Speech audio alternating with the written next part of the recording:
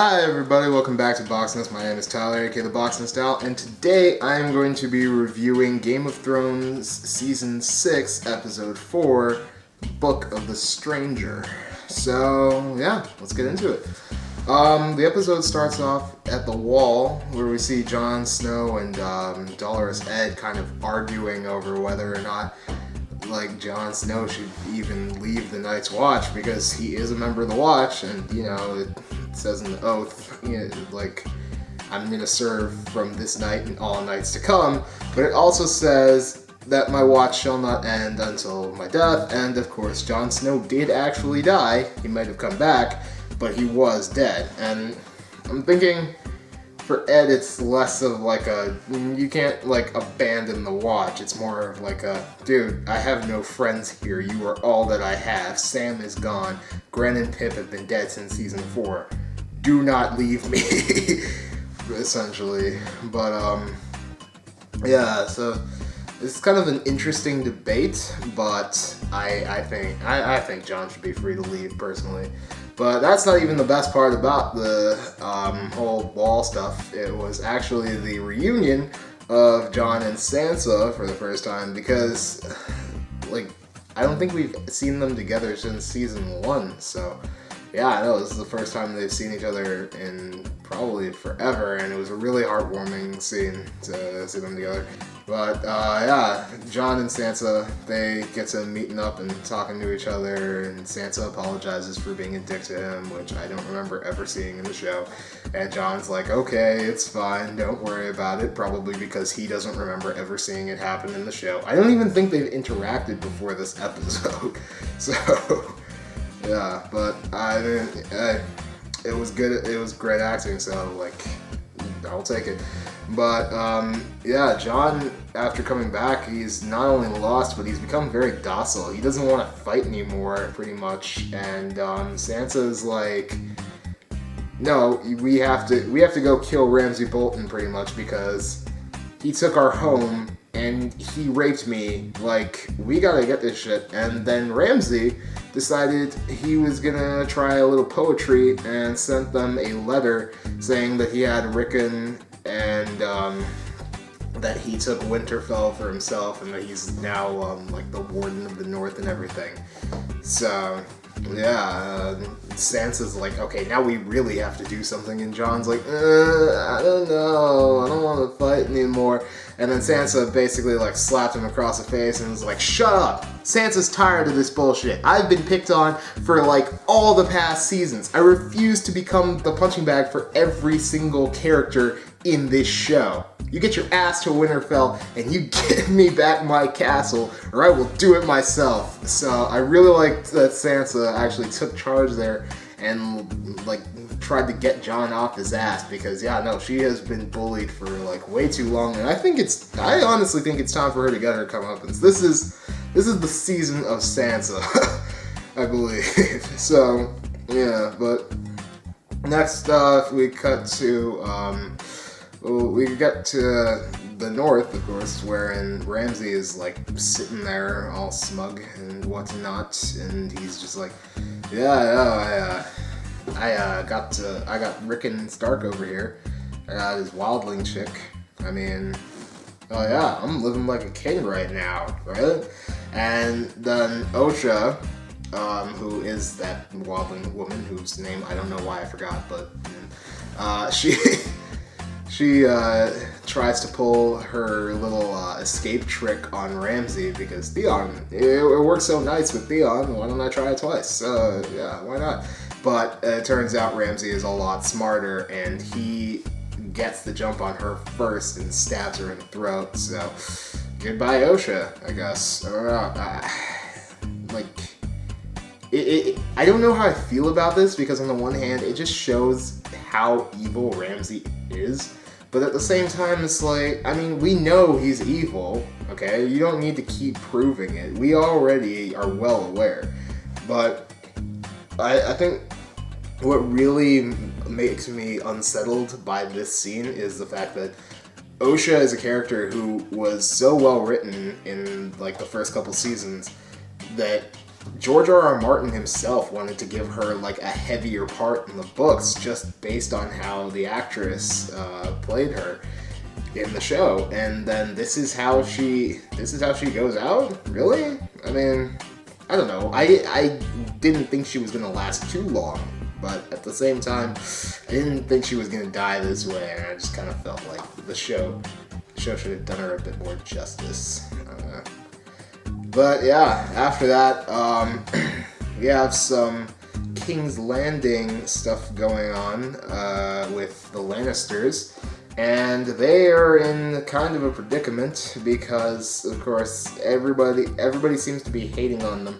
But Tommen tells Cersei, assumedly, I don't know, she might have given everybody the abridged version of what he said, but basically he said that Marjorie is going to have to do the same penance walk that Cersei did near the end of season 5. And, well, no, not near the end. I think that was the actual end of season 5. But essentially, Lady Olenna, who is that elderly lady that is Marjorie and Loras' grandmother, is like, yeah, we can't allow that to happen. Marjorie's the queen. We ain't doing this shit. And then Cersei's like, yeah, I agree. So then Cersei and Jaime pretty much lay out the plan. It's like, you get the Tyrell soldiers. We'll act like we didn't even know what was going on. Stay the hell out of it. Okay? And then, yeah, we get Marjorie.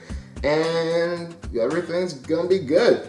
And we'll win. And beat this stupid High Sparrow guy. Because seriously, we've let this shit go on for way too long. And so, yeah, they've got this plan to rescue Marjorie, so I guess we're going to see how that's going to play out in the next episode. But meanwhile, speaking of Marjorie, we see her with the High Sparrow in the Sept of Baelor, where, at least I think that's where they are. But essentially, he's telling her this story about how he was a cobbler, and like he realized that, you know, the better he made his shoes, the more people wanted to pay him and give him like luxurious stuff and whatnot. And so he got rich, and then I guess he went to too wild of a party, which if you've gone to one of those insanely wild parties, you can kind of sympathize with this guy, because I went to one, and I'm not talking about oh yeah, no, we had some drinks. I'm talking about one of those parties where like everybody is completely off their ass wasted. I went to one of those, and I didn't want to go to a party for the next year because oh my god, we got so messed up.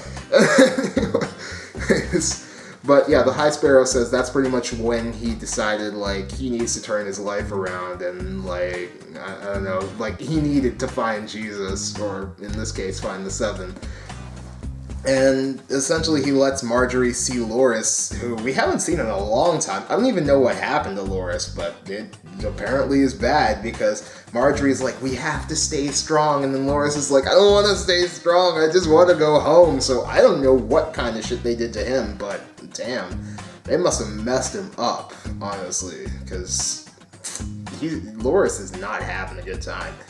But yeah, overall, King's Landing stuff, I really like seeing Jaime and Cersei as this kind of power duo, because those two together, like Nikolai Coster-Waldau and Lena Headey, Cersei's actress person, yes, yeah, that. They have really great chemistry on screen, so I really like seeing them like work together, and yeah, I really enjoy it. But yeah, so that was King's Landing, and I enjoyed those scenes. But next we cut across the Narrow Sea, I believe. Yep, to Tyrion and Greyworm and Missandei. And okay, well, maybe not last week. Well, maybe last week, depending on when I get this video up. But last time I talked about Game of Thrones, so the previous review, episode 3, I said that the Across Narrow Sea stuff was just useless and boring. This time, Oh my god, that was great. Everyone did a fantastic job. You know what? I don't take back what I said because I stand by it. But at the same time, I will give credit where credit is due. And these guys deserve it because they did a great job with what they were given this week, and I love the acting. I love the portrayals from I don't know his name, but Greyworm's actor especially. I like the way he's trying to keep composed while Tyrion is, giving them these slave owners this great deal. Right? And he's just trying to keep it together and just play it cool. But then he gets out of there and it's like, dude, what the hell? You screwed us over, man. Because you've never really seen Greyworm emote. He's just like, this one is Greyworm, this one likes Missandei, this one got his dick chopped off, and this one is gonna follow the mother of dragons. You've never actually seen him, get mad or have any strong emotions about pretty much anything. So I really like seeing that, and I really enjoyed it. So if they keep this up, then I think the Across the Narrow Sea stuff is gonna be way better. And now Greyworm, I think you might know what an Emmy is. So yeah, I'd give him an award just for that outburst at Tyrion. Props to you, man. Anyways, yeah. So next we have Theon and Yara. I know her name's Asha in the books, but I guess for differentiation, because that wildling chick is Osha, but then again, she's dead now, so I don't know. Anyways, yeah, so Theon and Yara are talking, and she's pissed at him because he screwed her over when she tried to rescue him, and he's like, that guy broke me. You saw me sitting in a kennel. I literally lost my mind and my balls. He broke me, dude. It's a miracle that I even got this far and got to you. And it actually is, because based on the fact that he was all the way in the north and came all the way to the Iron Islands from the north without any resistance, it seems. Yeah. How did you pull that off exactly? Because that seems pretty friggin' miraculous. So, I don't know. But basically, the Kingsmoot is a thing that's still going on. It's still coming. And Theon says that he doesn't want to be king of the Iron Islands. He wants to help Yara take the Iron Islands because she's the one who would make the most sense as king, or maybe queen of the Ironborn. I don't know. Maybe the title still is just king. It's just gender neutral. We'll see. And then lastly, we get the Super Dario brothers. Oh my gosh, I forget where I heard that, but that was the funniest thing. But yeah, Dario and Jorah. Jorah really does kind of seem like a Luigi. He gets the short end of the stick all the time. I mean, he has grayscale. He actually did get kidnapped once, and it's, yeah. But anyways, yeah. So Dario and Jorah go into Vice Dothrak, and they go to rescue Daenerys, who is with the Dutch Colleen, and they break in, they smash the dude's head open, and they kill another guy. And basically, well, no, not really they, it's more like Dario killed these guys, and Jorah just kind of is an old man. It's so weird how useless he was in this episode, but essentially, yeah, they go to rescue Daenerys, and Daenerys is like, what are you guys doing here? It's saving your ass. It's like, don't worry, I got a plan, but I'm gonna need you to lock this door. And so, essentially, Dario and Jorah just lock all the doors to the Khale's hut, and then Daenerys pretty much gives them the whole, you can live in my new world, or you can die in your old one type of speech. I'm paraphrasing a lot, but essentially, I like, it may sound like I was kind of bored, but honestly, I really loved this scene for what happens at the very end of the episode.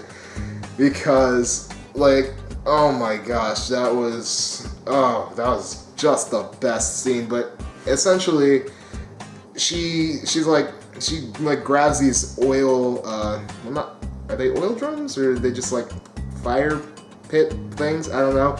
But she like pushes them over onto the floor, and because the Dothraki are nomad people who essentially live in elaborate straw huts, like, the whole thing goes up in flames. So she pretty much kills all of the Great Khals, right, in a single, like, massive bonfire of just, like, Targaryen death. And she's got, like, this evil smile on her face, and I'm like, that is Aerys the Mad King's daughter right there, because of course it's gotta be. I mean, like, nobody else would take that much joy out of burning people alive. And I'm even willing to forgive the fact that, like, none of the debris fell on her or hurt her at all in that fire, right? Because everything was just, like, falling down. Of course it was. But essentially, the doors to the hut fall down, and then Daenerys walks out of the flames stark naked. Stark. But yeah, she's completely nude, and all of the Dothraki are like, damn. And they all bow to her. Jorah bows to her again. I mean, this is the second time she's done it, the whole burning and walking out of the flames thing. But Jorah's like, yep, it was cool back then, it's still cool now, and he bows to her again. And then Daario sees her for the first time, like, actually walk out of the flames, and he is just in awe. And, like, I love, like, he was the last one to bow, but, like, it makes sense. He's kind of, this is kind of his season 1, episode 10 Jorah moment right there, and so it makes sense that he was, like, the last one, because he's just so shocked by it. But, I mean, hey, Mother of Dragons right there. That's why she's a winner. Anyways, yeah, I loved this episode. All of the acting was well done. The Across the Narrow Sea parts, for the first time, were probably, for me, the greatest part of an episode this season. I gotta give this a 9 out of 10. I mean, there were little things here and there that just kind of tack it down from a full 10 out of 10, but this episode, oh man, that was great. That was just fantastic. Anyways, please like and subscribe to the channel if you enjoy this.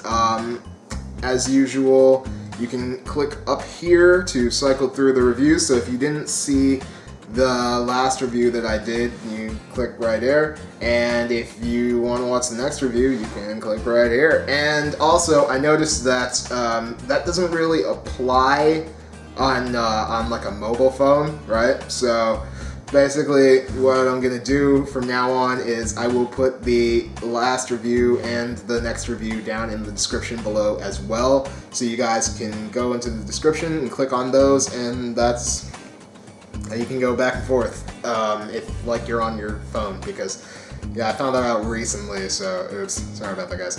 But anyways, I've been Box This Down. This has been my Game of Thrones review, and I will see you guys next week with a review of episode 5, which, if it's anything like this week, we're gonna have a good season of Game of Thrones, man. Alright, take care. Bye.